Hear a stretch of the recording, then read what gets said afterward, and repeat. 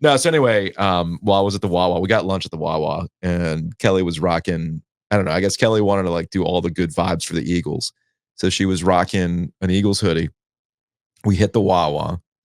Dude walks up to Kelly while she's putting an order in for food and gives her a fist bump. It's like, hey, we're gonna win tonight. Today's our day. We're gonna win tonight. And Kelly's like, yeah, I hope so. And he's like, he just goes, he's like, look, I just need him to win today. One more than the Cowboys. That's some NFC Priorities. love, baby. Priorities. NFC East love right there.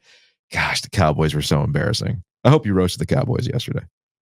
I think sufficiently we did. Okay. We didn't spend a whole lot of time on it other than to scare Brownlow into thinking that the Panthers might hire Mike McCarthy. You did what now? All right, you know what? Let's start. Okay. Let's start. Because, dude, why would you do that to her? Well, hold on. Let's start. Let's podcast alongside Joe Giglio. I'm Joe Ovias inside the Eford Studios, downtown Raleigh. Thanks to Empire Properties. Thanks to Copiers Plus. Check them out online at copiers-plus.com. If I sound a little froggy today, that's because I got a chill in Annapolis during a Junior Canes tournament, and I have not been able to shake it. And I'm fighting it off, man. I'm fighting it off. You have big pre-pandemic. It's not really a cold. It's not. Allergies. It's energy allergies, dude. Right now. Temperature goes up. Temperature goes down. I'm in a hotel. It's snowing. I've been in perpetual, like, frigid temperatures the entire time. I yelled a lot. That's a cold. I yelled a lot. I didn't get tossed. Okay, good. So I got that going for me. Yeah, I'm not going to talk about that. Ejected from youth sporting events. I've only been ejected once from a youth sporting event. It's really not a good look. Anyway, speaking of not a good look, you might actually be wasting money when it comes to print management. So contact copiers-plus.com. Get your free print assessment today. Now, why would you do that to Lauren? Why would you bring up Mike McCarthy, who hasn't been fired yet as of this recording? It's 9:07 in the morning. He hasn't been fired yet. I haven't seen the ESPN alert if he's been fired. He's going to get. How do you not fire him after that? I think you probably have to. And it's Jerry Jones, so you have to factor that. So why would you do that to Brownlow? She came in to pinch hit, and you did that? No. Not on purpose. It was more of like, hey, there are 7 openings. You have to be realistic about Ben Johnson. He probably has better options, particularly if the Lions end up winning another round, which, they get Tampa now. Yeah. Like at their place. Like that's totally in play that we're going to see the Detroit Lions and my man Dan Campbell in the NFC Championship game. Yeah. Props, like total props. But no, I was like, I could see how this search is going to work out for the Panthers. Okay, hot young assistant, has better options. Mm-hmm. Jim Harbaugh, the big white whale. I suspect he probably ends up staying in Michigan. Well, I saw, I want to say it was a report or something where Stephen Ross, who's the owner of the Miami Dolphins, who is a big Michigan man. Yes. Who is going to do everything in his. Is that tampering, by the way? Like the owner of an NFL team is willing to give enough money to Michigan to keep Harbaugh there and out of the NFL. So I was just kind of thinking, like, what would Tepper do? Which is a dangerous exercise to put yourself in David Tepper's brain. But it's like, hey, can't you see the press conference? Can't you see the press release at least? Super Bowl winning coach. No. Look at this winning record. Look at what he did in Dallas. He had this amazing record at Dallas. Dude. Number 1 seed in the playoffs 4 times. And what did they do? What did they do? If you thought that nobody was showing up to Bank of America Stadium to watch a 2-win football team with no offense whatsoever, which, by the way, shout out to the Panthers. I guess they were the game that got the Packers to be like, wait, you scored how much on us? We can't let that happen again. I don't think the Panthers went on to score any more touchdowns after that. And the Green Bay Packers have kind of completely turned it around since that, what was it, Christmas Eve or whatever it was. Anyway, if you thought Bank of America Stadium was just dead this past season, it'll be worse. Dallas, he's 42-25, has won 63% of his games in Dallas. But he's won 12 games in 3 straight. No. I'm just saying, you could see the release. Okay. Right? Yeah. You could also see him being talked into. Did a great job with Dak Prescott. He could be really good for Bryce Young. Like, I don't know who gives him advice. Did you bring up Cam Newton, by the way, when it comes to Dak Prescott? Of course. Cam Newton and Tua Tagovailoa. Good. Oh, yeah. Both. Speaking of things. I mean, this really could have been covered if you would have listened. I don't care if you covered it in yesterday's podcast. I wasn't here yesterday. I want you to say it to me right now. Say it to me. I was wrong about Tyreek Hill and the trade. Yeah. And I will now shut up about the Tyreek Hill trade. I love that you didn't shut up about the Tyreek Hill trade after the Kansas City Chiefs won a Super Bowl without him. No. The standard was apparently a frigid Saturday night in Kansas City where the Chiefs did what everybody knew they were going to do. Yeah, once that temperature was where it was. The Dolphins were not going to function. That is a finesse team. And as much as people, I know you're one of these people who says, the minute you drafted Patrick Mahomes, you should put a dome up. Same with Josh Allen. Yes. If you're Buffalo, you put a dome up. Well, no. They took him from Wyoming, so they at least knew. The answer to that every single time is no, because it is an advantage for you to play in those conditions. No, it's absolute advantage to play in those conditions where the finesse Dolphins show up and freeze. Anyway, I just wanted to get that out of the way too. Yeah, I was wrong. Cool. Thank you. Panthers, Falcons, Chargers, Titans, Washington, Las Vegas, Seattle. Those are the current job openings right now. We've got 7. Dallas, again, I have to imagine it's going to come open. Yeah. Philly is an interesting one. I was listening to New Heights. I did listen to podcasts, as I mentioned, and I was listening to New Heights on the drive down. And two things were interesting to me. One, Jason Kelce and Travis Kelce were sort of hinting at the fact that whenever the Eagles were done, it was going to be a wrap for Jason Kelce and he was going to retire. And then watching the game last night, when they failed to convert not one, but 2 tush pushes. 2 pushes. That's when I went, oh no, Kelce's really done. Like it's a wrap, man. Like the one signature play that you've had all season that everybody thought it broke the NFL and it got stopped twice, it is a wrap. But the curiosity that I have, and this ties into listening to the Kelce brothers talk about the Philly Giants game where the Eagles were completely listless to end the regular season. And Jason was kind of talking about, like, look, not up to our standard. We're dealing with a lot of weirdness, more injuries. Did you see Jalen Hurts' finger and things like that? But it goes beyond the injuries, man. That team can't do anything right. That team looks like it's just tuned out whatever Nick Sirianni's business is. And it's not out of the realm of possibility, Joe, that Nick Sirianni takes the Eagles to the Super Bowl and then is fired the following season for the collapse they had after they started the year 10-1. And not that I know Philly, but I do engage with enough Philly sports talk thanks to the other Joe Giglio, who we might have to hit up at some point. And dude, I was mentioning Kelly's family earlier.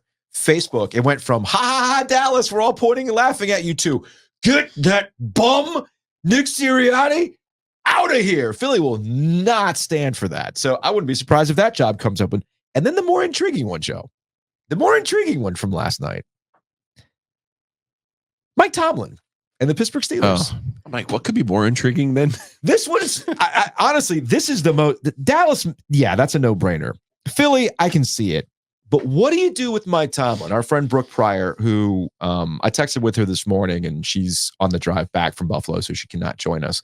She might join us later in the week. Brooke Pryor of ESPN asked Mike Tomlin after the game. She prefaced her question with, you're entering the final year of your contract. Mike Tomlin made a face and then just walked out. Did not say anything. Made a face, walked out. That was the end of the press conference. Not very Mike Tomlin, but also kind of telling as to where things are right now with the Steelers and Tomlin, who have not won a playoff game since 2016. They have to get the quarterback position right. I remember we started this season with a conversation with Brooke, and when I told her that Kenny Pickett was a replacement level quarterback, you would have thought that I had insulted the entire North Carolina family basketball. Yeah. From Dean Smith to Roy Williams to all of her relatives. Like, she looked at me like, how dare you, sir? That's the truth of the matter. They got to get that position right because their defense is really good. And their skilled players, Pickens, Warren, Harris, they got some guys there.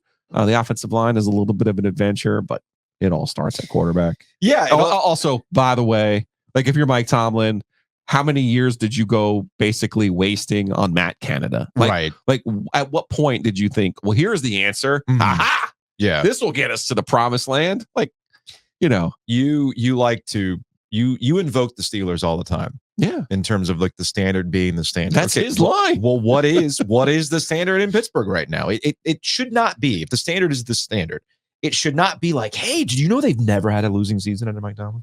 They've scratched impressive, and they've scratched and clawed their way to the playoffs. Cool. They put themselves into a position to take advantage of other teams dropping down. I get all that stuff. But sometimes you do need a refresh. For both parties involved. And it's commendable. It's awesome. I mean, I would want Mike Tomlin, be the head coach of the Panthers, without a doubt. Because that would instill an identity that the Panthers absolutely lack. But I'm not quite sure that the way this is all playing out, Mike Tomlin is there next year. The curiosity is he still coaching, or does he reset himself completely and go into television for a little bit? It's interesting. Bill Cowher went through a very similar phase as the Steelers coach. Yeah. And he had some years where he was bumping up against it. And you're like, this is never going to happen for Bill Cowher. Mm-hmm. Then all of a sudden, they got the quarterback position right. Mm-hmm. Now, that's not to say that Ben Roethlisberger was the primary reason that they won Bill Cowher's Super Bowl. But truth of the matter is, he went through a very similar phase. And this only really happens with the Steelers because they're the only ones who don't make coaching changes at the drop of a hat. Yeah. And one of the greatest tricks Cowher ever pulled was resetting his career while staying in the same place and getting that messaging clearer and the identity of Pittsburgh. And as we saw with Roethlisberger earlier, this month, it was, oh, well, the Steelers, that there's no such thing as like Steeler pride anymore. And there's nobody over there yelling at anybody. Yeah. This whole thing. And it's not the organization that I knew. And, it's like, okay, Ben, let's just Ben, take a few deep breaths for me a little bit. But it's one of the great things that Cowher ever pulled. In a normal world, you would sit here and go, the owner of a team that has a coaching vacancy used to work and be a part of the Pittsburgh Steelers organization. Maybe he could talk Mike Tomlin into coming into having a fresh start. Hey, man, at a new franchise. Look, and giving him a clean slate. The only thing the Panthers have, I guess the Panthers have two things going for it right now. An owner with a lot of money. And then the second part is hope. Every owner has a lot of money. Yeah, but Tepper, I think we can recognize that Tepper's on a different level in terms of the amount of money that different level from me and you, but even different level from owners in the NFL. I mean, like the Chargers, right?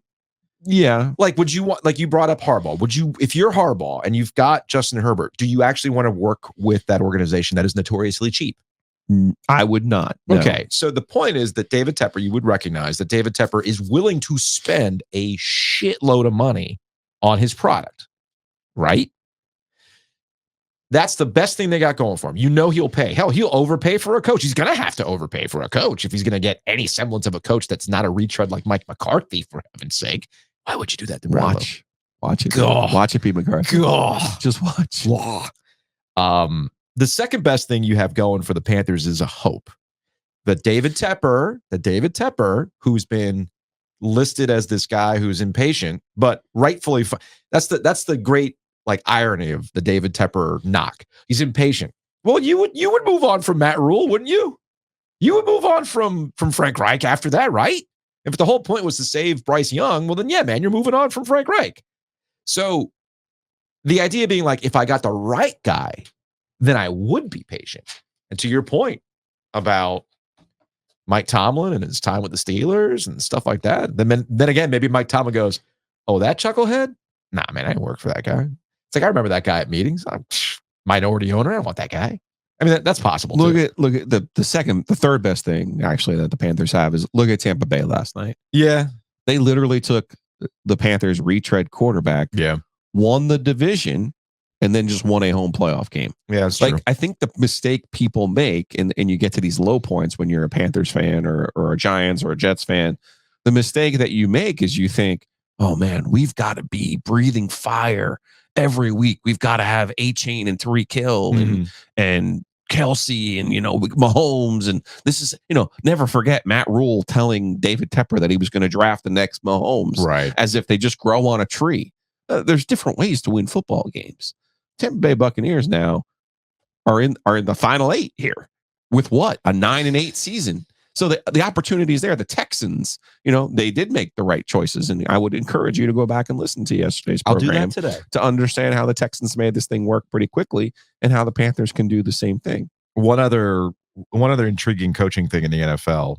If you're Bill Belichick, who the Atlanta Falcons want Bill Belichick, cool. But if Dallas comes open, it's kind of like a Tom Brady effect, right? Tom Brady went to Tampa because that team was a quarterback away from being a contender, and they went and they did it. They won a championship, right? If you're Belichick and you're looking to not only surpass Don Shula in the wins mark, but maybe, I don't know, get to another Super Bowl without Tom Brady to say, like, hey, man, it's not just Tom Brady. Would Dallas not be more intriguing? I think there's a lot of levels to Dallas, and number one would be the defensive talent that they have. Right? That would be number one. Yeah. Now, does he need to win another one a la Brady to show? See? I don't think so. I don't think he needs to.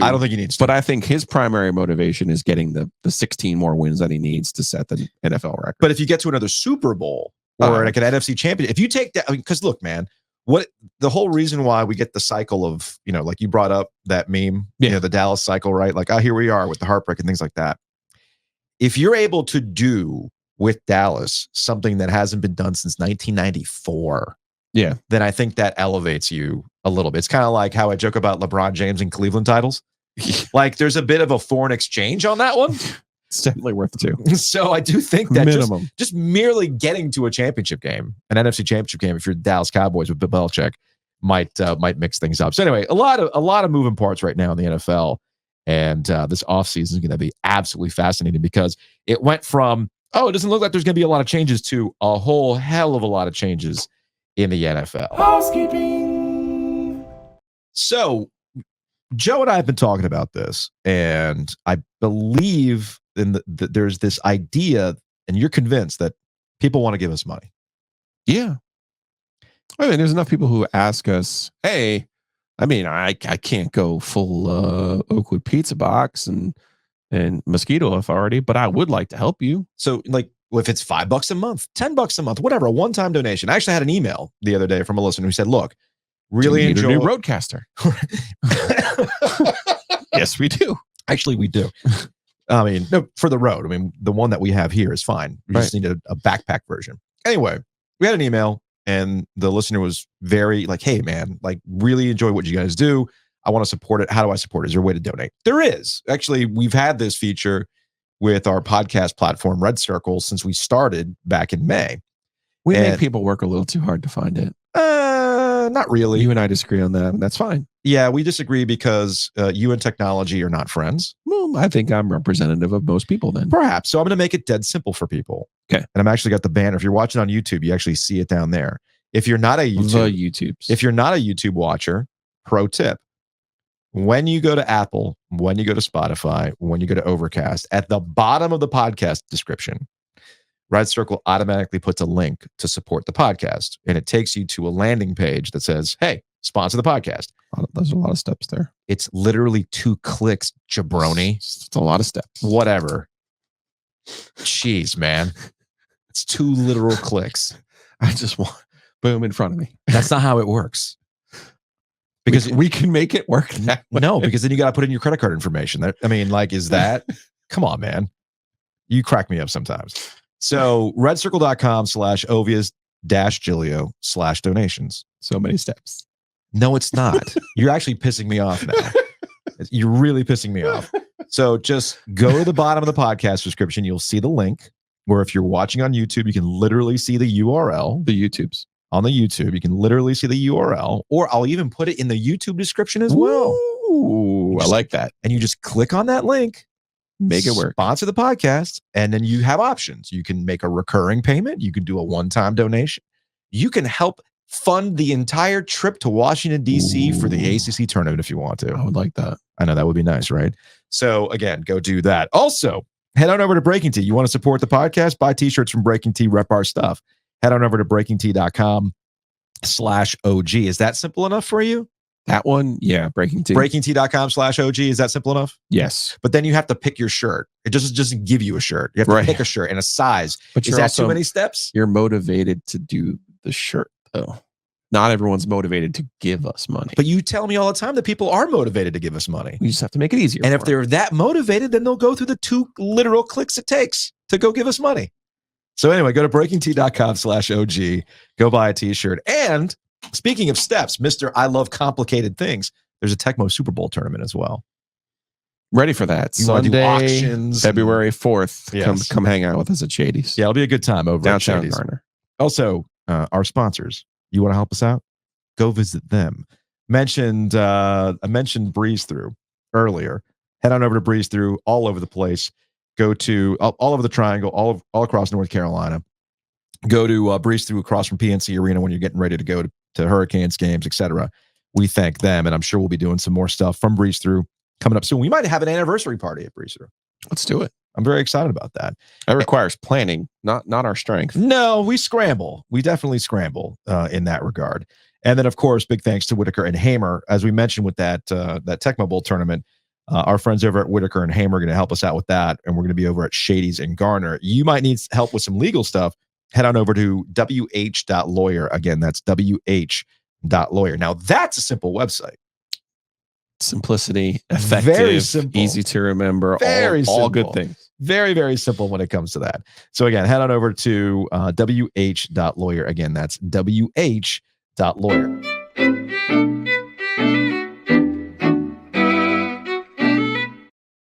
So yesterday we went over to where Wake Forest was camped ahead of their matchup tonight against NC State. Yes. And we caught up with Steve Forbes. Steve Forbes is the head coach at Wake Forest, and you brought some goodies for him. I did. I was just trying to change the mojo. Yeah. I don't think he was ready for the Goose Island. No, I don't think so either. Barrel. I don't think stout. so either. I mean, but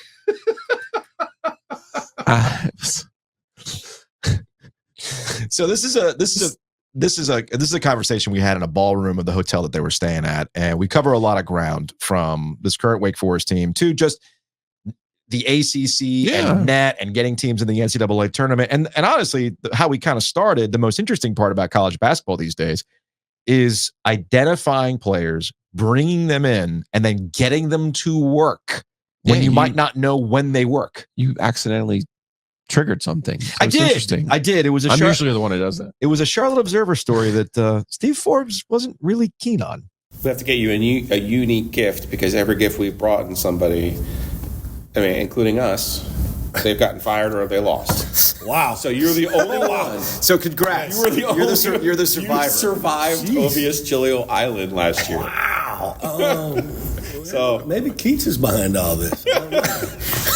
Keats is the only one to have gifted us something. Oh, yeah. You're still here. Yeah. Well, kinda, sorta. Debatable. I mean, you're right. We are still here. Right. Just and that was also brown liquor, so I felt like it had to be something. It had to be a unique gift. Yeah. Yes. So I remember one recruiting trip over here a couple of years ago. I came over here. I won't tell you who I came to see, but the kid didn't show up. nice. And so, or they didn't have practice. Maybe that's what it was. I'm driving out of town and Kevin calls me. You got to understand, Kevin and I have been friends a long time. And he's checking on me. I'm like, oh, hey, you did not. Like, he hadn't talked to me like in a month, right? And he's checking on me. As I'm driving out of town, man, I said, you canceled that practice, didn't you? He goes, no, I don't know what you're talking about. I said, man, you got Rowdy on lockdown. I'm going to leave. But that's the game now, right? Like, you've got your two Gonzaga guys. Yeah. And, it's like you see them practice, things enter the portal, I remember you came and saw me, maybe we had a conversation, make it work. That's just kind of how it is now. It's double recruiting. Here's the problem. That is the worst written article ever. Okay, I took a little flack, I think, from somebody locally asked me about this article. You're talking about the one that was recently in the Charlotte Observer? I never saw those guys. I've never even met Hunter until after he went in the portal. When he got in, it was last year. Yeah. Last year after he went in the portal. I mean, you realize that covers a lot of ground. Yeah, I get it. You can't say it's the worst article written. No, it's not worse. I've written some bad. I should say it was just not well written as far as I think he knew. I don't know what he was getting at, because usually, like, that was taken from one of those media day, conference call deals. They ask questions. Oh, sure. And whatever. I mean, it was a good article as far as the intent of it, but and I didn't read it that way. Of course, I didn't read it. And then I got a call that night after it came out. Hey, did you go see Hunter before he went to pro? I said, what? No, I would never do that. I mean, first of all, I'm not just going to randomly get in the car and or fly to Spokane, Washington, for God's sakes. I mean, I called Hunter when I first got the job in COVID, and it lasted about 3 seconds. I think he probably said he wasn't interested, And I knew his high school coach really well, but and his barber played for me in Omaha, but that was way past the time. He went in the portal like March 31st. And that's some good recruiting right there. Yeah, well, I like that. David Knight, the barber. It's interesting. I like that. When I flew to Spokane in April. I don't know how it came up. I just knew one of my former players has the big time barbershop in Omaha, and so I just said randomly, "Hey, you don't get your hair cut by David Knight, do you?" How'd you know? I said, well, I didn't, but he used to play for me. And that was like 30 years ago. And it's funny how you. See, I try to tell him this is how the business has to work. Our business. Yes. We got to find a barber from 15 years ago who loves the show. And they can sponsor us. It'll be one of our pillars. And this is how naive I am. Like, I was really young. I was like head coach at 25 or something. And he was a Division I player. And it was October. And he comes in my office and says, I'm going to quit school and go home and be a barber. And I'm like, what? I had no idea how lucrative a job that could be. Oh, yeah, man. I just didn't. I grew up in a small town, in Iowa. It's like, and good for him. He's done he doesn't even take on new clients anymore. He's really good. Well, the reason why I brought it up. CBS, though, will be telling this story when you're in the tournament this year and you win your first round game. They're going to say, how did they get Hunter Salas from Gonzaga? And we can point them on the YouTubes to this conversation. It was the barber. The barber did it. The reason why I brought it up is because we're seeing this once again, where I've seen this in how people talk about players like Harrison Ingram at UNC really or your guys, in that they look at the stats of where they were, and then they look at the stats that are producing now, and they're like, man, who would have thought X, right? Like Harrison Ingram, like with rebounding, like he only I think he was only averaging like 6 rebounds at Stanford, and now he's cleaning up. Alondis Williams is the one who broke everything. So how do we process this? Because you see these players, or you watch tape of these players. That's it. And you see something that might not be working on that particular team, but you feel it's going to work with you. How does that work? Well, I think you have to know what you need and then what you're looking for. And with Hunter, his skill and his athleticism jumped off the page to me pretty quick.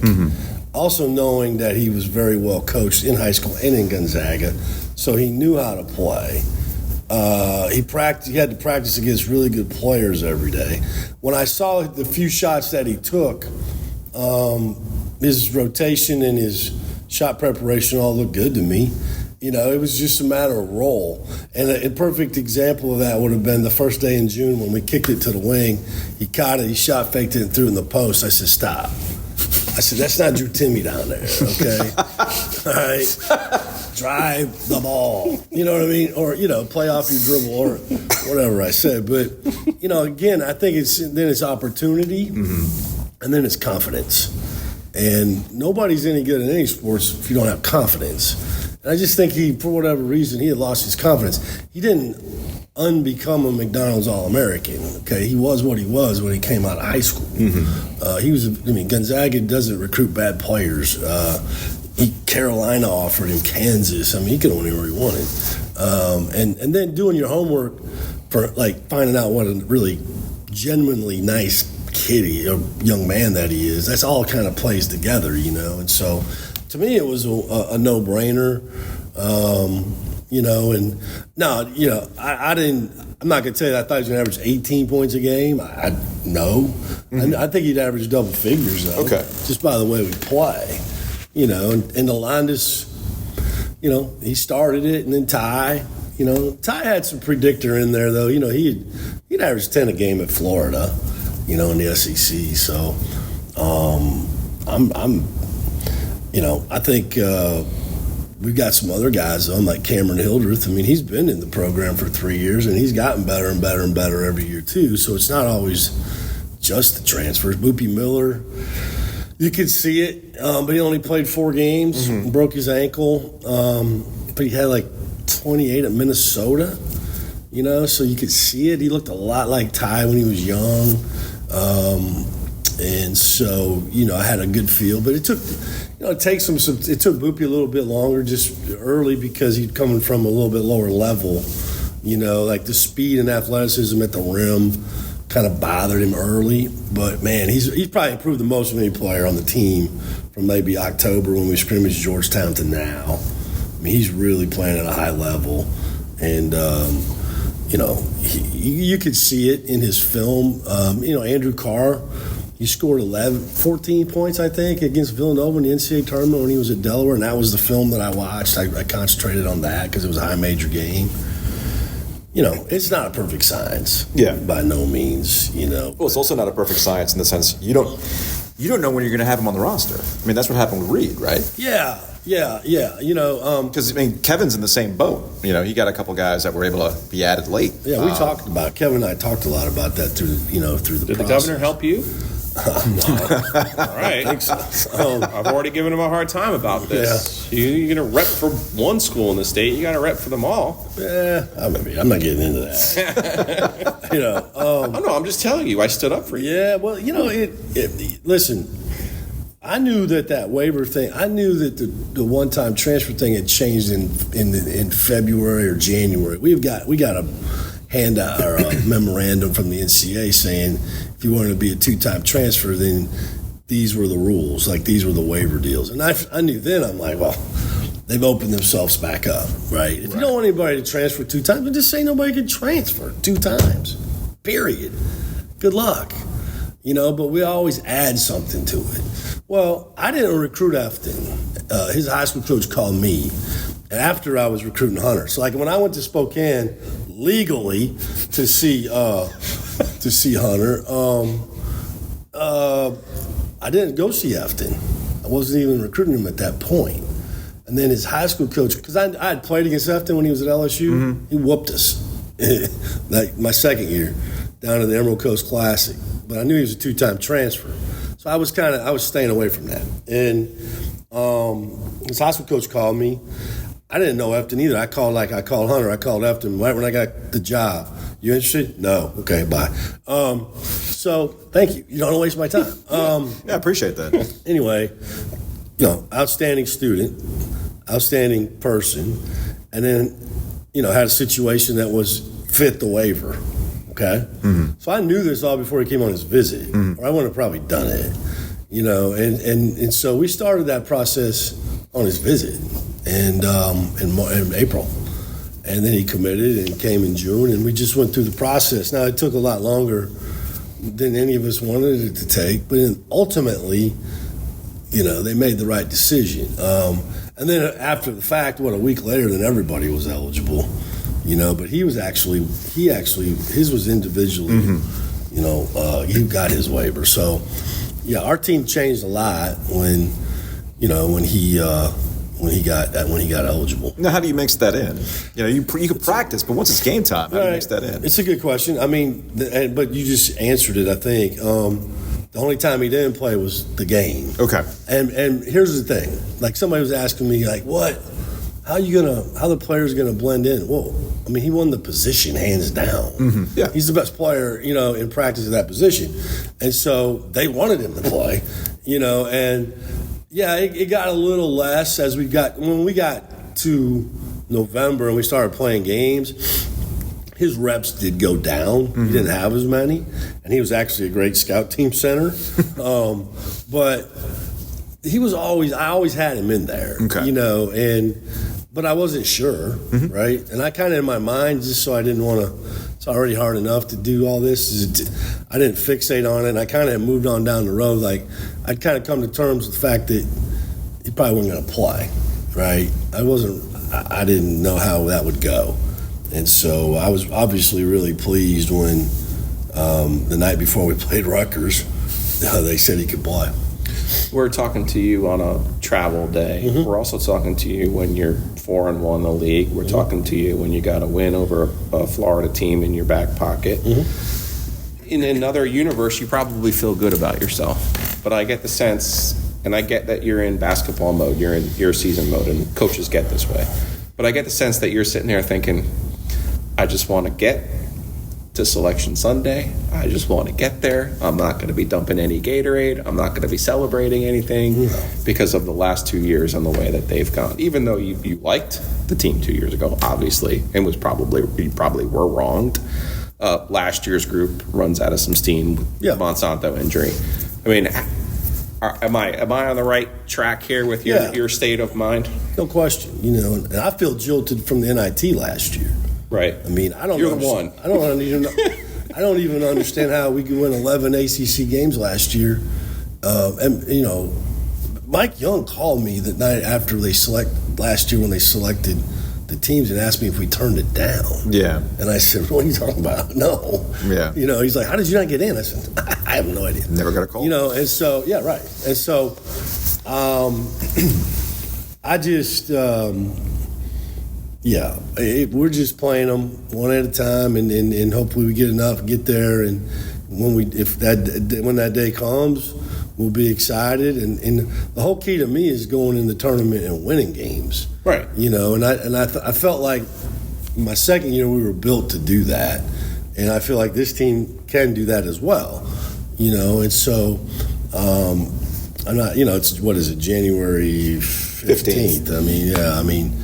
There's, bracketology every day. I don't look at it, and, the net, I don't pay much attention to it, Well, that will drive you crazy. It's just going to drive you nuts. Yeah, I got something to show you guys later, but, it's just... but it's not...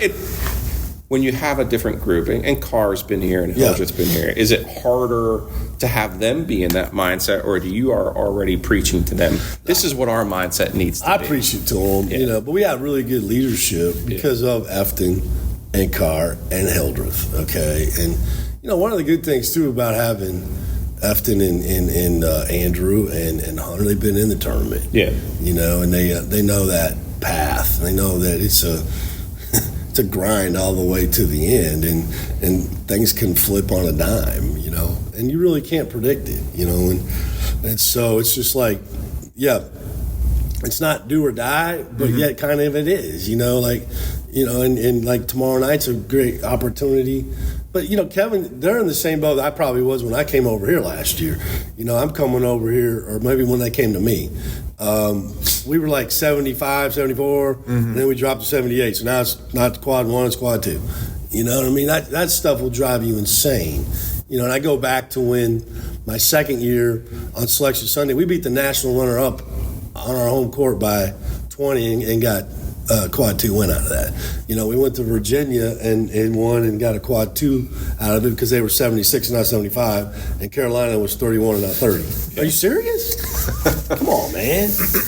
Well, you haven't been given credit for beating teams that are good teams that either didn't make the tournament or you beat them in the wrong location. Yeah. It happens. Yeah. I'm not the only one, but it's if you would have told me when I took the job, during COVID that, oh, by the way, you're going to win, 13 league games your second year and not go to the tournament. You're going to win 11 the next year, counting the tournament, and not go to the NIT. I'm not sure I'd done it. It's like, they went 9-9 in 2017 and went to the NCAA tournament.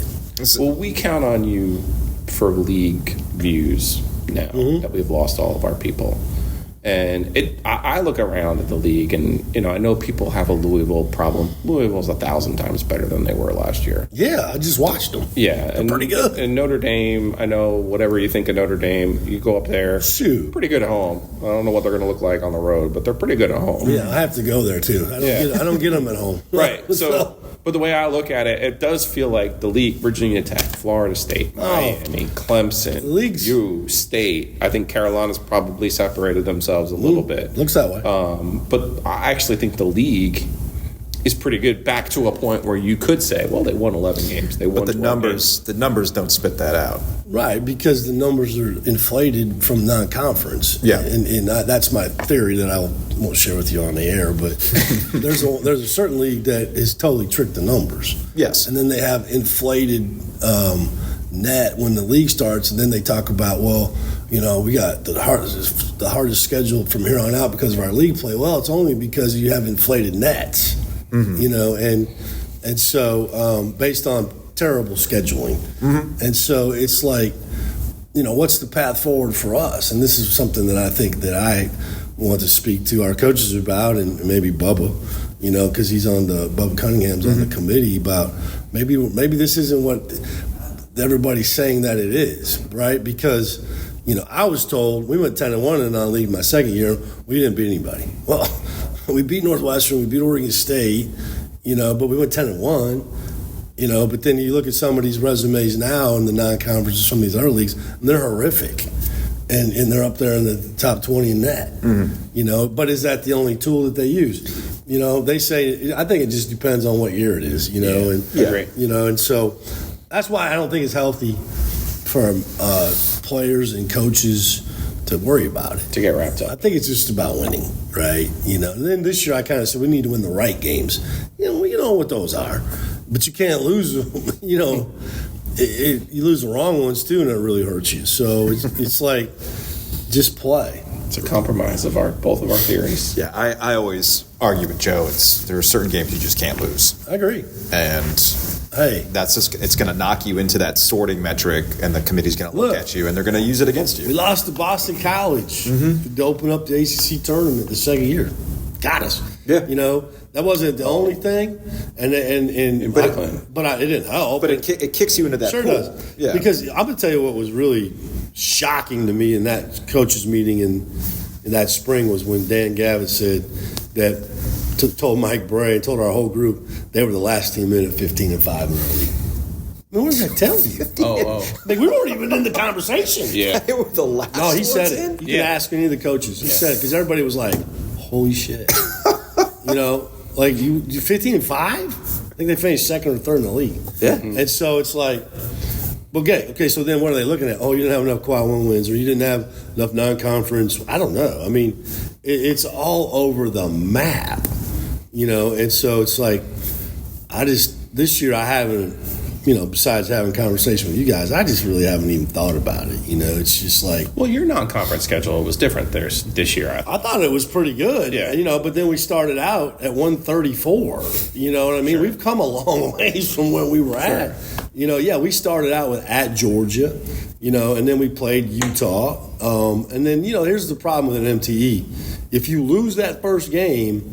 then you get kicked into, we played Towson, which is not a bad team, but they're a quad 3 game, and then you catch LSU the following day.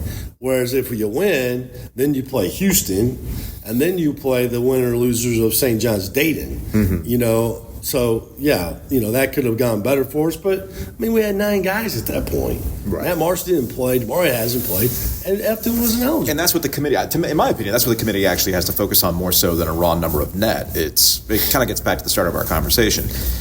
And I've been preaching this for the last couple of years, and I've asked you this, I've asked Keats this, I've asked Shire this. Like, how do you judge a squad in November?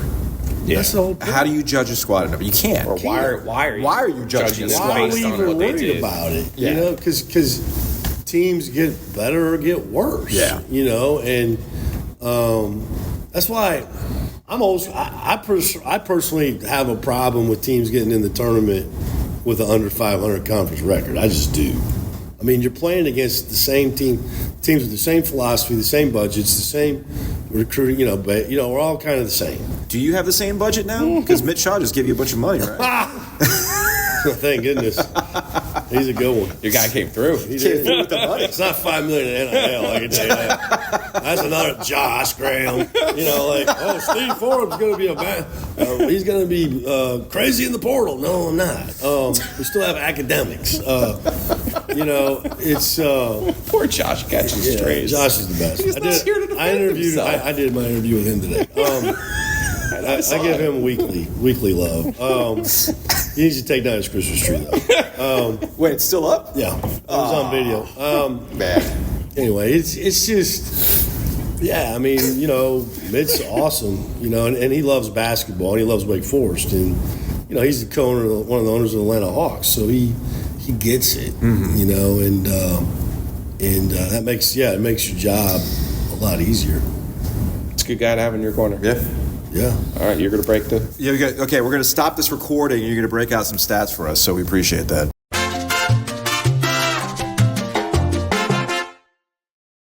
Big thanks to Steve Forbes for hanging out with us. We are not going to get into that sheet of paper that he handed us right now, but it might come in handy.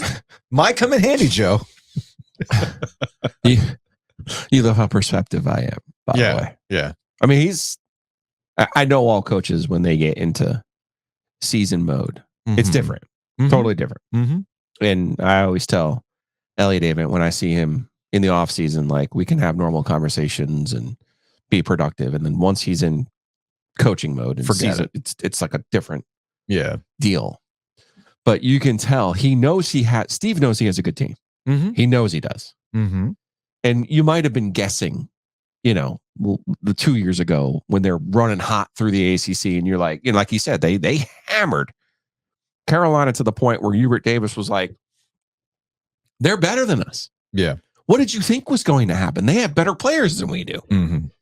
So obviously you have some frustration from that. And then last year, the injuries and the way that they closed the season, that's tough too. But you could tell, like, he doesn't want to hear it either.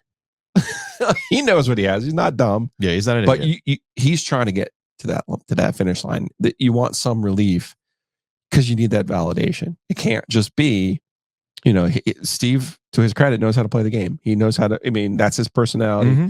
He understands how to ingratiate himself and get some positive press for his program. But ultimately, you're doing this and as he said, not just to get into the tournament, but to do some damage when you get there. Now, if you're a Wake Forest fan and you're hyped up after that conversation with Steve Forbes, you know what you can do? Head on over to homefieldapparel.com. Use the promo code OG23 to save 15% on your order, and you can get some cool Demon Deacons gear at homefieldapparel.com. You really can. By the way, we had another listener who emailed saying, hey, I'm another Michigan guy who ordered from Homefield. Just like, he's like, I don't want anything. I just want to let you know that I used your promo code to buy Michigan gear. You have Michiganders in your life. It's instructive to me, someone who's been in this market for as long as I have, that like, I am used to seeing Ohio State fans here. There are a lot of Ohio State fans. There are. Right? There are. Penn State, Notre Dame, Ohio State are the three that I most associate. Alabama, you can never tell. But like our friend Dimitri, dude, like, it's like, okay. I'm with you with the Ohio State thing. But There's Ohio so many people who've moved here from Ohio. It's crazy. If you were to take an actual survey of the number of fans in the Triangle who identify as college football fans, I would suggest that Ohio State is either number 2 or number 3. Could see that. Behind NC State. Maybe we do Buckeye Corner as a new podcast here on the OG Triangle Media LLC. They're going to need some therapy. Buckeye therapy. Let's corner the market on that. The beauty of it. Let's take ownership of that. So again, homefieldapparel.com. Use that promo code OG23. If you're moving Wait a second. Why do I always go on tangents during the Homefield ad? Hey, how do I always get there? It's not just you. Remember, I did a whole trauma That's dump. what I'm saying. Like, that's our thing. There's something about Homefield that brings out the trauma. It's very warm and fuzzy. I really don't know. They have the great hoodies, so they make you feel good. I was rocking my Homefield hoodie yesterday up at Hockey Time. If you're moving here, you know who you should contact. Maybe you were somehow, some way, a fan from another market who has stumbled into our podcast, and you're like, man, I really like the Triangle. What do I do? Go to Hometown Realty, myhtr.com, buy, sell, calculate. You want to get in the new construction. You want to beat the frenzy that is the selling market that's about to hit in 2024. We'll get ahead of the frenzy. Go to myhtr.com. Also, big thanks to Butcher's Market, new location, Lake Boone Shopping Plaza, locations across the Triangle, and of course in Wilmington. I've been talking up the prepared meals. I know that this week, actually today, now that I'm back and I got to do some groceries, you know what I'm doing? I'm going to Butcher's Market to get some prepared meals for the week because, man, I got basketball tonight, tomorrow night, Saturday, all over the place. Whoa, are you really going to the Carolina-Louisville game? Yeah. You told me Louisville's not that bad, so I'm going to go watch them in person. They're not that bad, so I'm going to go see them. You know, it's interesting. Why do you look at me crazy like I'm going to basketball? If we want to go on tangents here. Yeah, no. We can go on tangents here. So why are you looking at me crazy? Like, I'm going tonight. I like to see Steve Forbes. I I'll like be to there see tonight. Wake. I want to see Wake in person. Yeah. I want to see my Gonzaga Demon Deacons. By the way, the Zags are bad. They might not make the tournament. He stole their steez. He did. They lost. Might not make the tournament. They lost to Herb. Right. Do you know what happened in Herb's very next game after for the first time they lost beating the number one team in his conference? Yeah. Like, I mean, it's classic, man. Yeah. It's classic. But hold on. I'm so mad at myself for not betting against Santa Clara. So you look at me like I got 8 heads when I'm now back in basketball mode. But you know how I feel about basketball mode, man. It's reps. I get way more out of going to basketball games than I do any other. Well, basketball 1, depending on where you sit. Okay. That matters. That matters.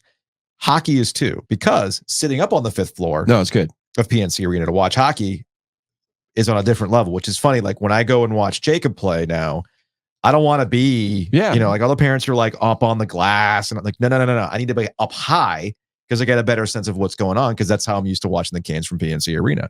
So it's about reps, man. Next topic, please. You were at the Canes game yesterday? Although you were working, right?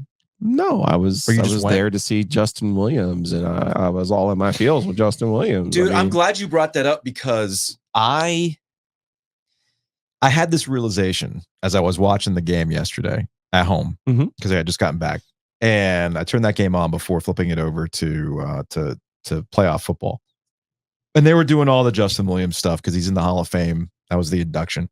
The Canes Hall of Fame. Yes. You're going to a 9. Okay. Why are you hung up on this? Why are you hung up on this? That's because you fall asleep at 8:30. Yes. Okay, that's a lot. Again, I find it hilarious. You're the same person. Like you find a lot of things to be a lot. Like simply going to. Let me bring up the banner. Where's the banner? Like going to redcircle.com/obvious-giglio/donations is a lot. Look at that banner. I told you I made the banner. That's nice.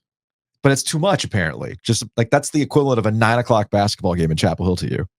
Against Louisville. 3:00 hockey game is perfect for you. I was in like you are in your shit. Like, yeah. Are you 3:00? Let's go. I had the podcast ready to go, and I was like, I'm gonna hop on Wade Avenue. I'm gonna go over there and watch the first period. Are you kidding me? Don't make me cough, man.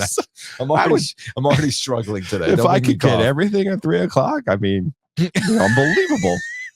So if this Carolina Louisville game was at 3:00 on Wednesday, you'd be all in? Absolutely. All right, that's fair. That's fair. But no, with the Justin Williams Hall of Fame thing, maybe I had 2 thoughts with the Justin Williams Canes Hall of Fame thing. The first one is, holy crap, we are 2 years away from the 20th anniversary of the 2006 Stanley Cup.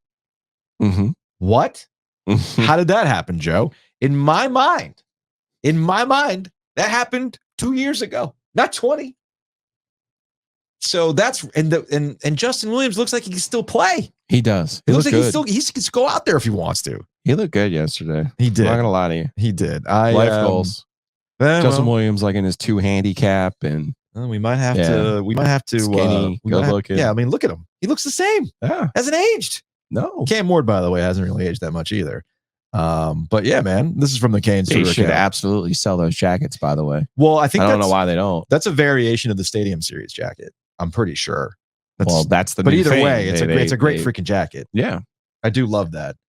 I guess it's kind of like the Masters. You got to earn that jacket. Was it the golf clubs that got you though? No, because I know in watching the broadcast last night, they cut over to Justin Williams reacting to his custom set, and he was like, "Ooh," that got him emotional. That would get you emotional, right? I'm gonna be honest with you. Yeah, I bet you he never plays those clubs. Why not? When you're as good at golf as Justin Williams is, or even if you just care, even if you're like me and you wish you were as good as golf as Justin Williams is, you're not letting someone buy you golf clubs, even if they're custom. Like you go and do your own thing. So here's Justin Williams yesterday afternoon. Lastly, to the greatest fans in the hockey world, because of you. Okay, because of you guys and the great fans in the NHL and around the world, because of you, we are able to do this. So, in saying that, Let's remind everyone why we're the loudest house in the NHL. Let's go, Canes! So that was cool to see. They did a great job with the video. Trip Tracy always does a great job emceeing that thing. So that was a lot of fun to see. Two thoughts after that. One is related to the game. The other is related to the Hall of Fame going forward. So when they announced the Hall of Fame, people who already had their numbers retired were automatically in. So that is Rod Brind'Amour, Ron Francis, Glenn Wesley. You got that look on your face. I'm laughing because Justin Williams came hard in the paint yesterday. He did. And I was not prepared for it. In what sense? Well, first of all, he had some very sweet moments when he was thanking his mom and dad were there, his sister was there, his wife was there, his kids are there. His kids are like our kids' ages, by the way. Yeah. So he had some very sweet moments. And then he started thanking people, and I was not prepared for him to thank Ron Francis, who is in a very interesting space in the Canes world right now. Sure. Well, depending on where you lie in the Rod Brind'Amour Hall of Fame conversation, I do think there's a tension there with Ron Francis and Rod Brind'Amour. So he's thanking Ron Francis. He's thanking Peter Karmanos. The Karmanos part made a lot of sense to me, and he's right. There was Jim Rutherford. Peter Karmanos, there was a lot of thanking going on. The Peter Karmanos thing made a lot of sense to me because say what you want about Peter Karmanos, the Canes do not exist without Peter Karmanos. Right. So Peter Karmanos, though, we're getting into the warm and fuzzies of what it was and what it wasn't. Hey, look, you get far enough away from it, and you start to get into the warm and fuzzies. He just felt like he was settling some old scores. Maybe he was. Like, hey, I'm going to he stopped short of like Chuck Caton and all of the other people who have like been aggrieved by Tom Dundon. But he was out there like on these streets, man. He didn't thank Bill Peters, did he? No. Okay, then. No. All right. No. Never forget home and away captains. Okay, never forget two captains, and he wasn't one of them. Team, two captains, one team. The dumbest thing ever. Amongst all the things that Bill Peters has done, probably far down the list. Bill Peters' flaws. But in terms of what Canes fans will remember, it's like, you did what now? Okay, gotcha. Who goes in next? Because the way this works is you had your automatics. Cam Ward was the first one voted in by their committee. Yeah. And then, I mean, Eric Stahl makes the most sense to me. I think you go contributor next. Because remember, it's players and contributors. Right. I think contributor Jim Rutherford or Peter Karmanos. You got to put Rutherford in. I think Rutherford. I think Eric Stahl from that team makes a lot of sense. Arturs Urbe. Archie is a guy who I would like to see. Put me in the Hall of Fame or trade me? Be part of that. Yep. That's a deep cut for old school Canes fans. Very deep. So we'll see. Like if I told you that Jeff Skinner of the players who played for the Carolina Hurricanes is third in franchise history of those players who played in Carolina. Well, I mean, that gets he's second really to Eric Stahl. That gets to a deeper conversation about like if I told you that, would you believe me? Like would you have thought that Jeff Skinner was there that long? No. Yeah. Well, you make this point all the time with Sebastian Aho. Every time Aho climbs up the list, I'm sorry, Skinner's behind Aho. Yeah. Okay. Yeah, so Eric Stahl, then Aho, then Skinner, then Jeff O'Neill, who I think also should be considered. Yeah, Jeff O'Neill should be considered. Oh, Jeff O'Neill. You have to say it in the Chuck Caton voice. To your point, though, your point about Jeff Skinner still stands because it ties into every time Aho moves up the ranking of something. Yeah. You go, yeah, man. It really shows you that there aren't a lot of guys who've stuck around for a very long time. Right. And that's why the team rankings look the way that they look. But to wrap the point on this, I do think it's time for a contributor. How about Chuck Caton? Jim Rutherford. I think there will be time for Chuck Caton in the future. Okay. If you want to talk about settling old scores, you put John Forsland in there too. Right. But I do think that Rutherford, for all the jokes we can make about recycling players, the fact that, remember, Justin Williams got here because there was a time where Jim Rutherford only did deals with the Flyers. All right. Bobby Clark. Because they were boys. So that's how Rod shows up. That's how Justin Williams showed up, all that kind of stuff, right? I do think that Rutherford, given how he had to handle what he was working with because of Peter Karmanos and getting to 2 Stanley Cups and winning one of them, he's the architect behind that. So I do think that Rutherford should go in next as a contributor. As far as the game is concerned, is there a Giglio curse? You talk to Auntie Ranta and then he gets shellacked and then they put Peretz in for his first actual game action ever? Ooh. Yeah. Is that a thing? I had a nice conversation with Ronta. I had some warm and fuzzies leaving there that was Saturday. Yeah. It's nice. And Corey Laviolette from The Athletic comes up to me. He's like, what are you writing? Like like a full biography on Ronta? I was like, I was just talking to him. Just man. having a conversation. Nice. Corey, dude, there's a difference between what you do and what we do. Come on, kind of nice. We've been doing this long enough that y'all should understand. It's a different beast when we're doing the conversations. But it is funny. We start the podcast with, Joe, I want you to tell me that I was right about this Tyreek Hill business and the Miami Dolphins. I'm going to flip it around and go, yeah, you know what? Maybe I was overthinking the Carolina Hurricanes and their woes and everything else. The goalie situation continues to be front and center with this squad. And they put Peretz in. And here's Rod Brindamore after the game, kind of handling, what happened with Ronta and trying to balance losing this game on Justin Williams' night and Peretz getting some action. The decision to put Peretz in just to get him a chance. Rants is nothing on Rants. It was just, our situation here. And give Yanni some look. I don't know if he had too much breakaway to start his NHL career. That's not good, but that's all.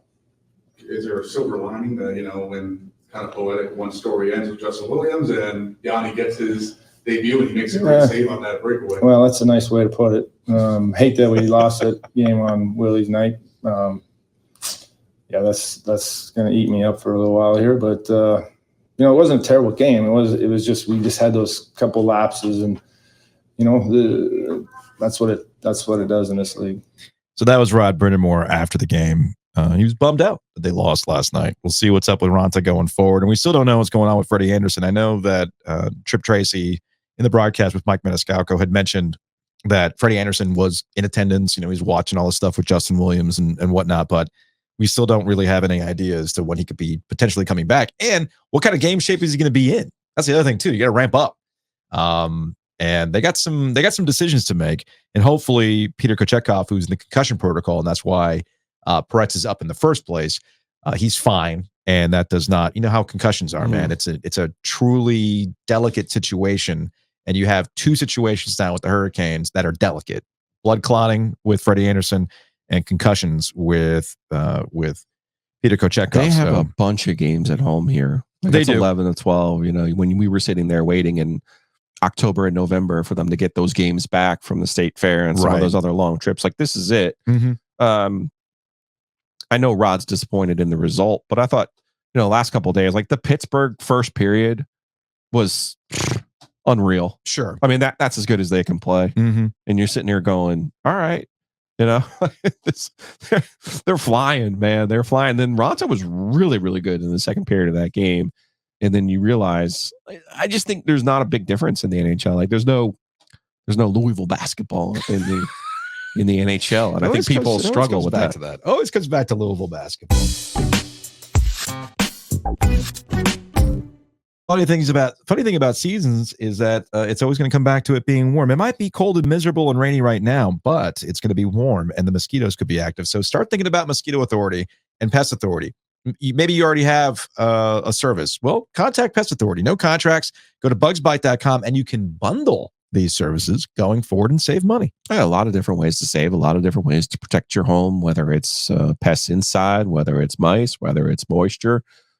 It's worth you going to bugsbite.com, entering your zip code, and seeing how you can protect your home and save money in the process, thanks to our friends at Mosquito Authority, Pest Authority. Also, big thanks to Matt Davis over at State Farm. Check him out online, insuregarner.com, VOGinsurance.com, or call him directly at 919-779-8277. Talking about saving money, that's an easy way to save monthly or semi-annually, however you want to, quarterly, however you want to pay your insurance.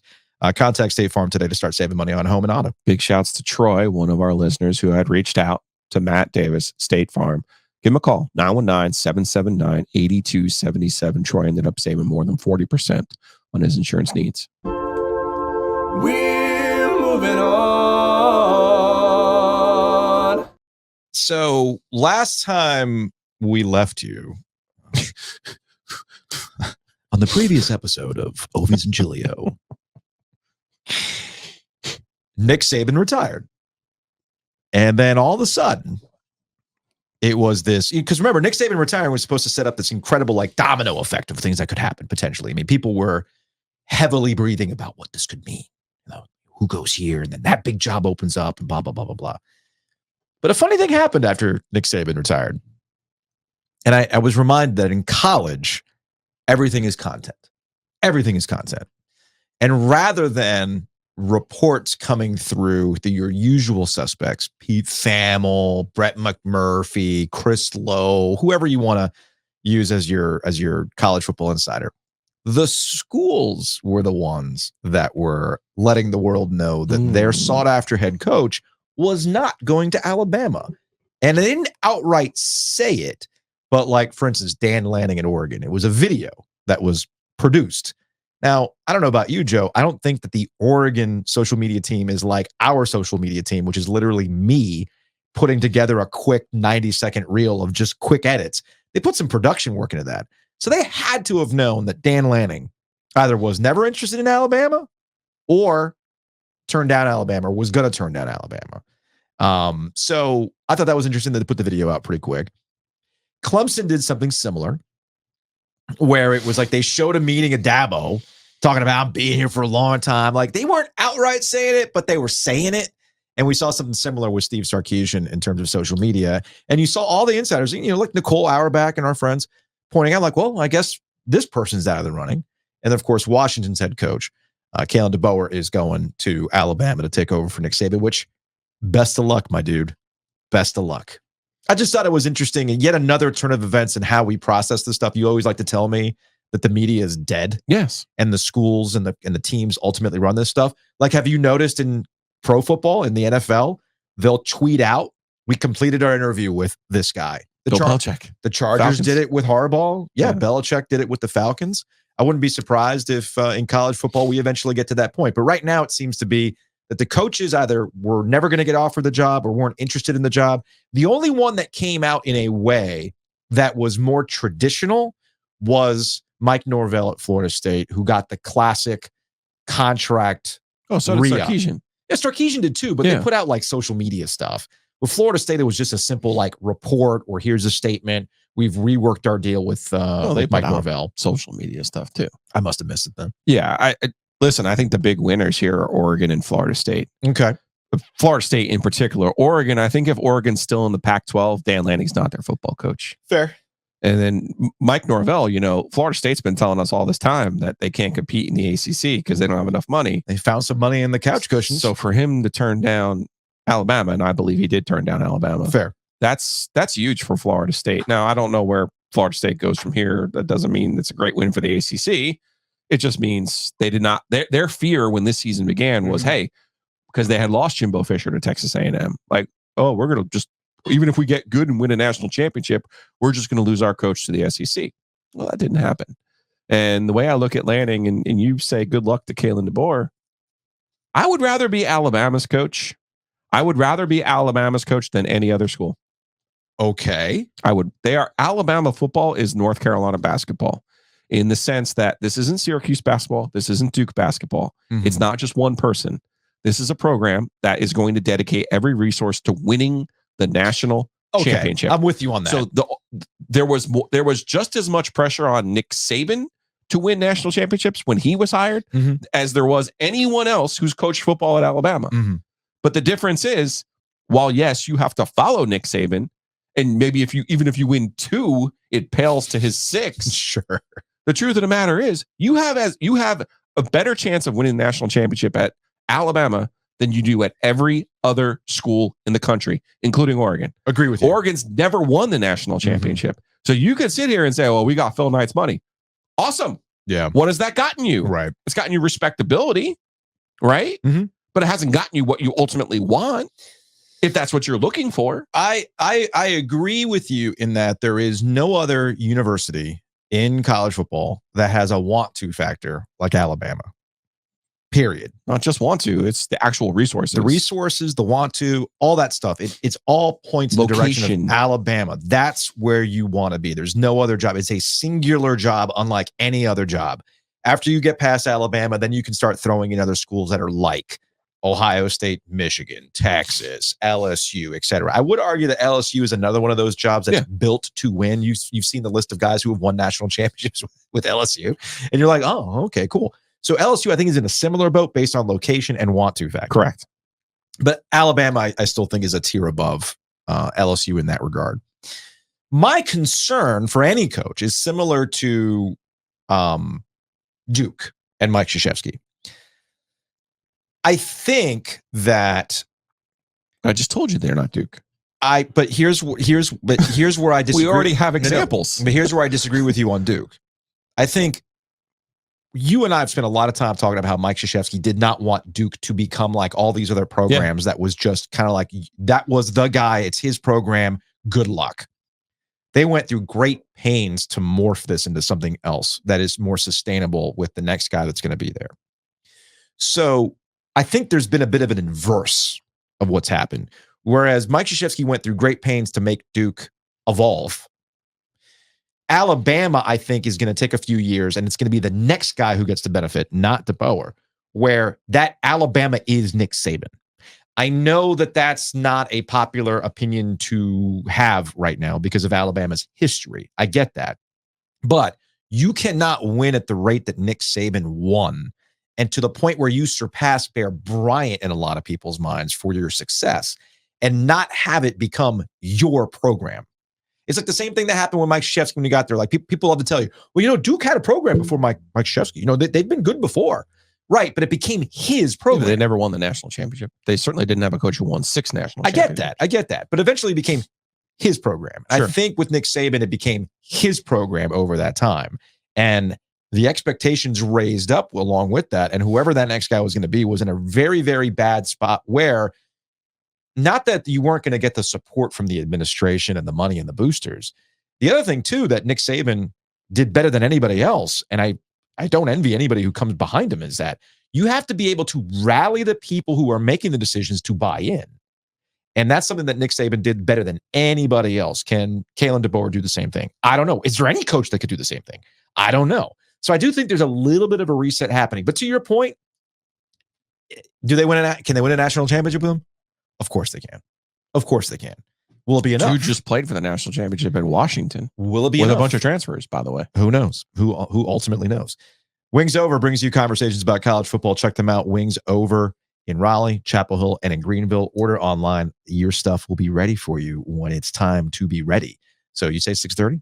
It's there. We had a couple people hit us up over social media about hitting Wings Over this weekend, and they're like, as you like to say, Costanza, yeah. Our friends over at the Canes, after I bought the Ryan's Dutch shuffleboard over there. Yes. For a blood match with Aho. Yeah, we'll bring that to you in a little. They were like, oh yeah, I went over to Wings Over. I'm like, yeah, Costanza, Wings Over. Love that. Absolutely love that.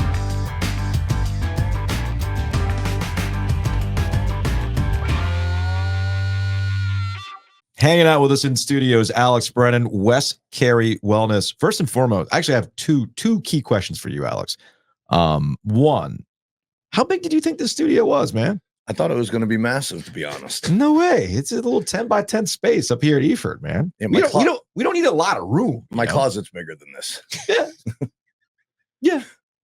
I see Wes Carey Wellness is working out just fine for you, if that's the case. It is. Good. Yeah. Plus, I'm guessing, and that gets to my second question. How much of a war zone is Giglio's back? It's not great. It's not the best thing I've ever seen, but it's not the worst either. Really? Yeah. Okay, because this dude's constantly applying, because we'll have our listeners who watch on YouTube and they're like, what is Joe constantly putting on his neck? And whether or not you should be doing that as often as you do it. Yeah, well, I don't have to do it as often because of Dr. Brennan. There you go. The best part is, my favorite part is, you have the same issues that I have. Yeah. So you know how to treat me. I had a fusion in 2018. That didn't turn out super great. Yeah. But, I'm able to treat it and keep functioning. So life's good. Okay. It's funny. You're bringing in people who are out here to help fix you. Yeah. Like we've had Moxie come through with your Pilates. Yeah. Right. And now we got Alex here talking about your back and things like that. My neck. And your neck. Yes. And everything else. So what kind of things are you doing with this guy? So at our clinic, we have a number of different modalities, but primarily I'm a chiropractor by trade. We do decompression therapy, which is specifically related to the disc, as well as we run a fairly big weight loss program at the place. Oh, So nutrition's a big focus in our practice. I'm perking up because I need to, as I get older, man, it's this stuff. It's catching up to me, man. Yeah, it's not easy. Like it's not easy to lose weight because I stopped drinking beer for a week. No big deal. Like, nah, you're not 25 anymore. No. Those days are long in the rear view. Yeah. So, all right. So say I wanted to lose 10 to 15 pounds. Cut out the sugar. It's the easiest thing to do. Okay. Processed food. Oh, but I love processed food. I can't go to Trader Joe's without buying a bunch of processed food, Yeah, you're supposed to go to Trader Joe's and buy healthy stuff. Joe, that's what it's Trader Joe's, right? Yeah, man. But some of those chips, the snacks. How would Joe do on the decompression machine? He'd do great. Yeah. I mean, it's people have this preconceived notion that it's this big thing, but it's not. It's literally a gentle pulling that helps pull the disc material back in. Okay. So for people that have been suffering with back pain and neck pain for years and years and years, and they're told surgery is their only way out, it's not. There's other stuff you can do. Your surgeon just doesn't tell you that. Gotcha. You would like to get the microphone, little ASMR stuff on the cracking. Hey, man, there's adjusting. There's a really easy way to make money on Spotify with just ASMR podcast accounts. People just put them on in the background. So maybe there's something to it. Listen to my back getting cracked. You do have to listen to me talk to Dr. Brennan, though, about that he's not really from New York, that he's from Long Island.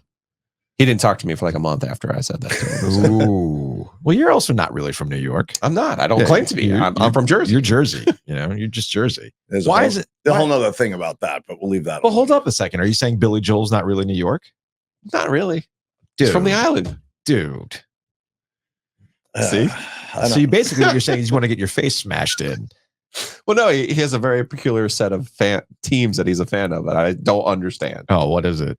I'm a Ranger Giant Nick fan. Mets. Yeah. My dad's from Brooklyn. You can't root for the Yankees if you're from Brooklyn. Okay, so it's the Rangers that really gets me.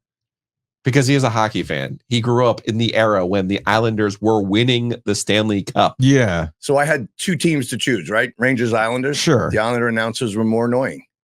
Okay, I was 7 years old. Okay. So I chose the Rangers. That makes sense. John Davidson suffered for a really long time. Yeah.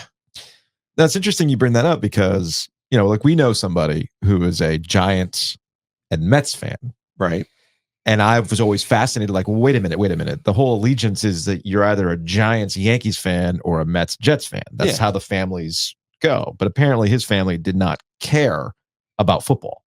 They were a Mets household, did not care about football. So he picked the team that actually was better at the time, which was the Giants. Yeah, and my dad was a Giant fan and a Brooklyn Dodger fan. Oh, okay, yeah. So if you're a Brooklyn Dodger fan, you then can't root for the Yankees. That makes sense. That's how we became Met fans. That makes sense. You don't have to be a Met fan. You know that, right? I understand that, but okay. He needs some misery in his life, because he doesn't really have a local allegiance. If you want misery, just pick NC State. No thanks. They're mad all the time. He doesn't have one of them. Yeah, no, I'm a Canes fan. But they're not miserable. The Canes are rolling right now. They're good. They're good. The Canes are rolling right now. Yeah, absolutely. Okay. But you were there in '94. I was. But you weren't at the strip club with Messier. No, didn't get that invite, unfortunately.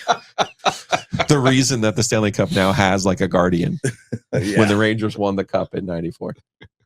Yeah, they did some unspeakable things to the Stanley Cup. They are hockey players. Remember that. So if somebody wanted to contact you and West Carey Wellness, how do they go about that? It's westcarrywellness.com. It's Okay. the easiest way to go. Go on the website. There's forms you can fill out. Okay.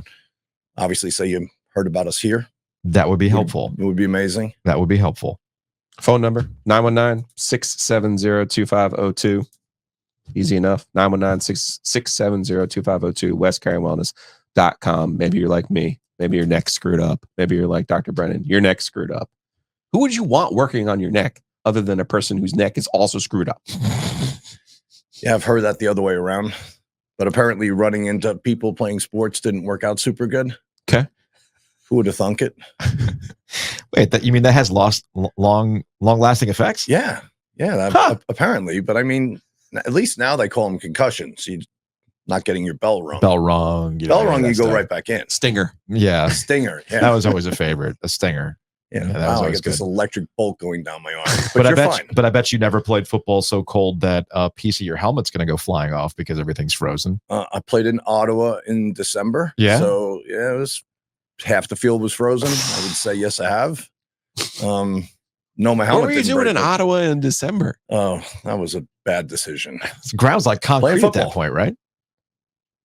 For what though? Just after college was over, just Like semi-pro? Yeah, semi-pro team. Okay. Just to keep myself out of trouble, in trouble, however you want to look at that. In Canada, where people literally go across the border to go get in trouble. You know, I thought it didn't make much sense when we walked out there, and the Rough Rider Stadium was half covered in ice. Oh boy, jeez! I'm like, this is not going to be good. Yeah, this is why. This is why if we ever go to Detroit, I'm worried because Joe's like, all right, I'm out. See you in Windsor.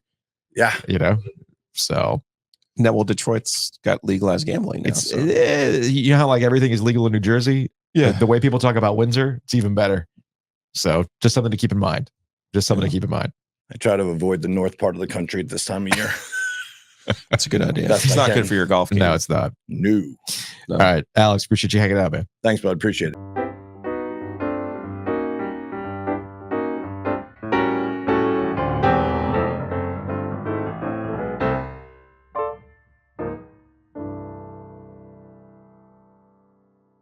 All right, we got time for one Hey Joe question. Just one? Because it ties into a larger thing that came from YouTube.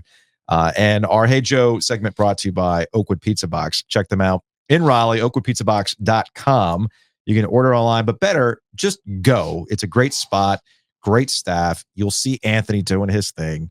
And I suggest, I know you all can have your fancy craft beer, but nothing quite hits like a pitcher of Narragansett and Oakwood Pizza Box.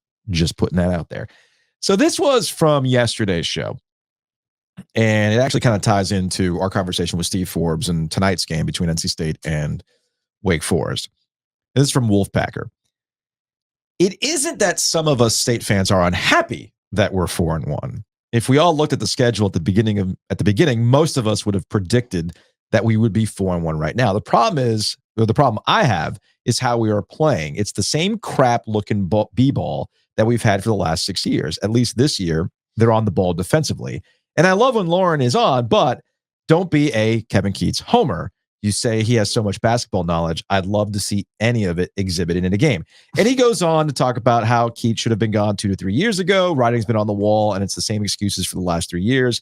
You could see what you had then, and it hasn't changed. Same garbage scheduling. So we aren't ready for ACC or tournament play. We actually got worse for his first 5 seasons in a row.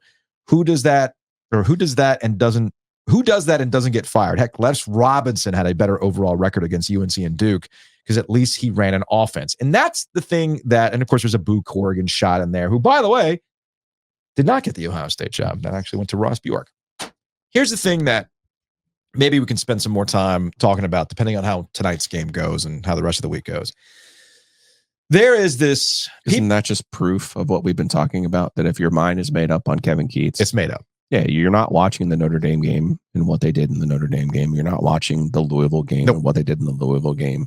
You're not watching. You're saying, you're declaring, this is what I think. Also, Les Robinson actually never beat Duke, not even once. Just so you know. There's a fixation on the offense that's being run. Or if he did, it was the Pete Gaudette year. Yeah, it might have been that one. There's this fixation on offense that I've noticed. Just a complete fixation on offense. And Kevin Keats. And whether something is run or not, it's iso ball, it's this, it's that, it's whatever. Yeah. I do think, again, I'm with you. This roster has afforded Kevin Keats to throw different lineups out at different times. And sometimes it's paid off. I think there's depth too, which is something that was a knock on Kevin Keats. Oh, well, if these two guys aren't on, well, then forget it. All right, well, now we've seen Danny Bates gets hurt in the first minute. Season's over. So, the goalposts continue to move for Kevin Keats. So here, one of the knocks on Kevin Keats was roster management. Mm-hmm. Guys wouldn't even show up, or guy gets hurt, or whatever it is. All right, well, now they've got this deep team. I mean, how many times have we talked about how DJ Burns has been taken out of lineup at times to give a different look defensively and keep them in games? Do they win that Louisville game without the roster that they have right now in terms of depth? No, Michael O'Connell starts and he brings DJ Horn off the bench. Right. Yeah, you mentioned the Notre Dame game. Again, these both games on the road, and we understand how difficult it is to win on the road regardless. Same with the Notre Dame game. There was roster manipulation. I'm trading out defense for offense in certain situations. Keep myself in the game. Depth roles. All right, now it's time to get DJ in. They win that game against Notre Dame. If this is about the way the UNC game worked out, I do think that there's a separate conversation about where UNC is that we can spend some more time on later in the week. I want to see how things go against Louisville on Wednesday. But Carolina separated itself from the rest of the ACC at this point. They're pretty good. Duke has not separated itself. And they have a list of issues that they have to work through. Injuries, where's Tyrese Proctor's game right now? You know, Mark Mitchell comes up and then he doesn't play because he's hurt. I mean, there's all sorts of stuff going on with Duke that just doesn't seem right. Carolina, though, does seem right now. What are you going to do? And I think you can't shoot 2 of 20, and he can't shoot the ball for them. There's a deeper existential thing that happens with State. I've seen this pop up, and we can talk about this as the season goes on, and we can see how things shake out. It was the classic case of whoever gets that job has to be put in position so that when Mike Krzyzewski and Roy Williams retire, this is your chance to take over. And you're seeing Carolina bounce back. You're seeing Duke kind of roll along, and State is just State. And that bugs State fans. And I think that tie it back to your Alabama conversation. There's a want to that happens there. And State fans might want it, but sometimes you have to look at your resources and say, well, do you want it too? And we've seen it with football. By the way, we've seen it with football. So I do wonder sometimes when it comes to State and basketball, it's like, what's the level of want to, and get behind it. So that's all. And we can spend some more time talking about that as the week goes on. I want to see what happens tonight against Wake Forest. They could be Wake Forest tonight. Everything's right in the world. They lose tonight. I know what we're talking about tomorrow. That's going to wrap it up for today's show. We will see you Wednesday.